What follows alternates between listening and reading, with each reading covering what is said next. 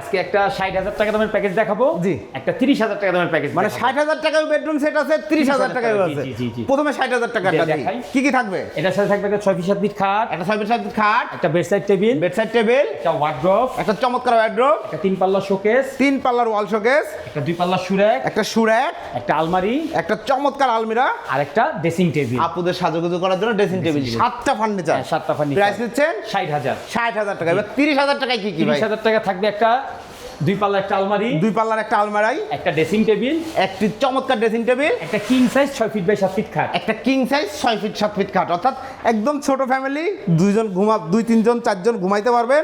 একটা ড্রেসিং টেবিলে সাজুগুজু করবেন, কাপড় চোপড় আলমারিতে রাখবেন।